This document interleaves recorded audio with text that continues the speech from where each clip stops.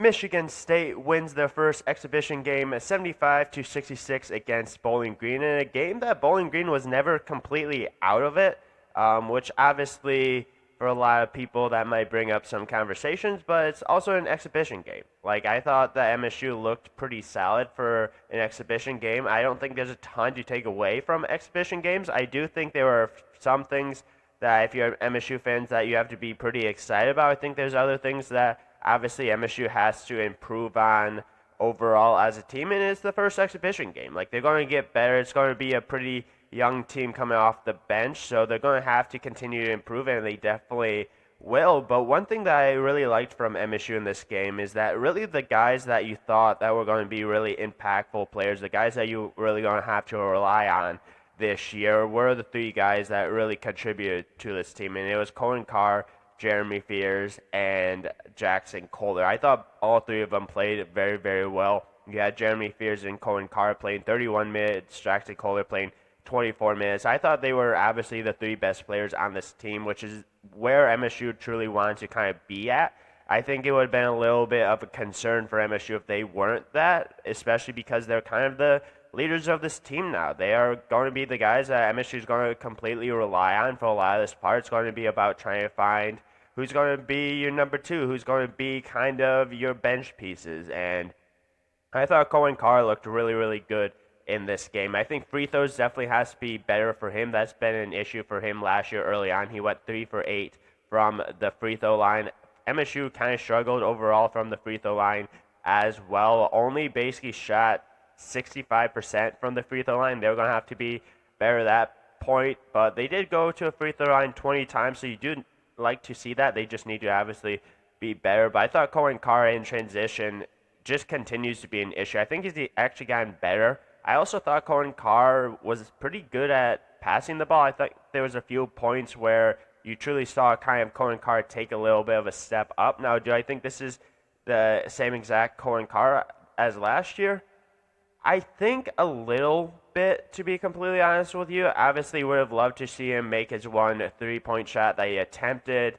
Would have loved to see him kind of do some pull-up mid-range shots. Obviously, a lot of the points that he put up were either dunks or right in the middle of the lane, which is completely fine. But I would love to see a little bit more of like some pull-up jump shots, kind of some of the progression that they've been talking about throughout the offseason. But when you put up 17 points, it's going to be really impactful, and I think he's going to be a very, very impactful player for this year. And he had 5 blocks by himself. MSU, as a team, I believe, had 14 blocks. So this is a team that likes to get their hands on the ball. This is a team that actually was out-rebounded in this game by 1. I don't necessarily think that's a major concern. I think that's something that Tom Izzo is going to address with this team. I don't think that's going to happen very often going down the road, but if it does, that's definitely something to kind of keep an eye on for. But another guy that I thought played very, very well in this game was Jeremy Fears. He went 2 for 4 from 3, which is a great sign. You really need him to kind of hit some shots. Now, is he going to be a guy that's going to probably go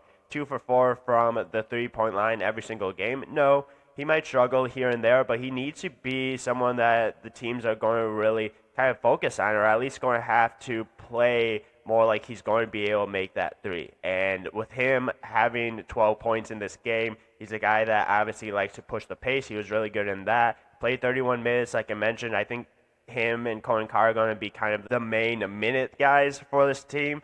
It's definitely interesting that they did that in the exhibition, but not necessarily surprising, at least in the history of MSU. Now, in the last couple of years, there haven't been a ton of guys that have played 30 minutes. Last year, no one really truly got that close, but maybe it's a little bit of a sign to come for MSU. I think they're going to be kind of guys that are going to have to play quite a bit. Jackson Kohler, I thought, was really good. 15 points, 10 rebounds. I think he's going to be a double-double machine this year. I think he's going to be a guy that's really going to have to score down low for MSU. He also did make a 3 in this game.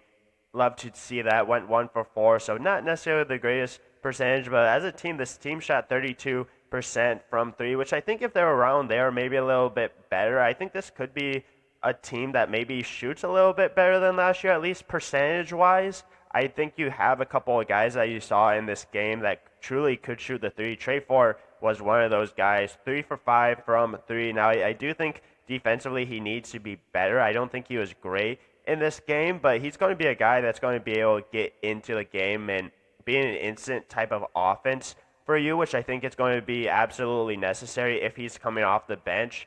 I also think Kurt Tang had some moments in the second half that you truly saw him kind of settle in. Obviously, he had some playing experience last year, but not a ton of minutes. I do think he kind of was sped up a little bit in the first half. I thought in the second half was much better. Hit some mid-range shots. Would love to see him take some more three-point shots. It seems like he's a little bit more comfortable with the mid-range shots at this point, so maybe that's going to be kind of his bread and butter early on. But I thought Kurt Tang looked pretty decent. Carson Cooper, it's just Carson Cooper. He's going to do what he does. He's not going to be a guy that's going to put up a ton of points for you, but he's going to be good defensively. He had only 4 rebounds. Need to fix that, but he did have 3 blocks. That's something that's going to continue to be a focus for him, is not only rebound more, but try to put up a little bit more points. Jesse McCulloch, I thought, had some good moments in this game. Obviously, redshirt last year. He's going to be a guy that's going to play quite a few minutes for MSU this year behind Carson Cooper and maybe Jackson Kohler if he plays the 5 at all. I definitely think he's going to be a guy that's going to contribute for this year. Cam Ward, I thought, had some good moments in this game. I thought he was the best freshman for MSU. This game only had 2 points, but it was a really nice mid-range jumper. Like, I believe it was like a turnaround jumper that he hit. Obviously, took a little bit of time to kind of get going. I thought he had some good points in here. He had 6 rebounds. He was basically the second leading rebounder of this team, and he only played 17 minutes in this game. So you definitely understand and realize that he's going to be a guy that's going to attack the rim, go get the rebound. You'd love to see that. You want to see that more, but you also want to see him be able to contribute and hit some shots as well. But I thought Cam Ward in his first exhibition game looked pretty solid. Divine Ugochukwu, 17 minutes. He only had 2 points in this game. I thought at times where he actually looked pretty decent. I thought he looked the most confident at the 2 guard for a little bit. Now, do I think he's going to be a guy that's going to score you a ton of points? No. Do I think he's a guy that his jumper is broken? Also kind of no. I don't think it's that bad. He did go 0 for 3 from 3, and it felt like Bowling Green was trying to make him force some threes, kind of leaving him open. Would be nice for him to hit those threes. He's an athletic guy. I thought defensively he played all right, and he's going to be a guy that's going to be kind of playing that 15 to probably 20 minutes, maybe a little bit less depending on if he's going to be kind of the backup point guard or that 2 position.